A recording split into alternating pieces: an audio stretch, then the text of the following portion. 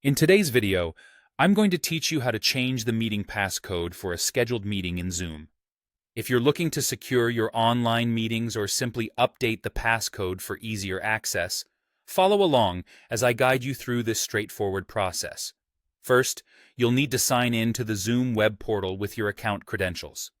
This is the same account you use to schedule your meetings, so make sure you have those details handy before you start. Once you're signed in, direct your attention to the left navigation menu. Here, you'll find a list of options that will help you manage your Zoom settings. Look for the Meetings section and click on it. This will open a page where you can view all your scheduled meetings. It's a handy feature if you manage several meetings at once, as it keeps everything organized in one place. Now, scroll through your list of scheduled meetings and find the specific one you want to edit.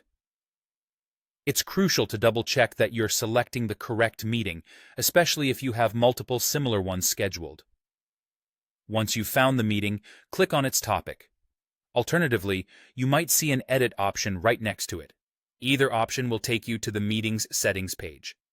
Now you're in the editing mode for that particular meeting. Focus your attention on the security section. This is where you'll find the settings related to your meeting's passcode. Within this section, ensure that the checkbox for Passcode or Meeting Passcode is selected.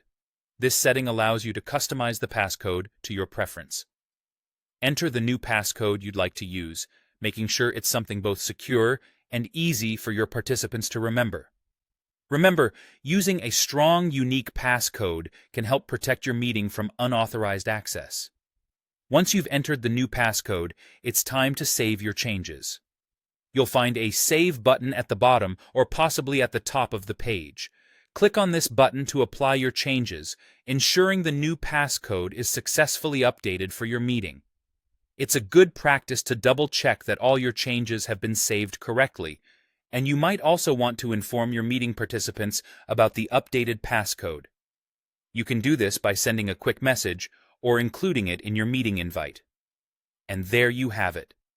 By following these simple steps, you've successfully changed the passcode for your scheduled Zoom meeting.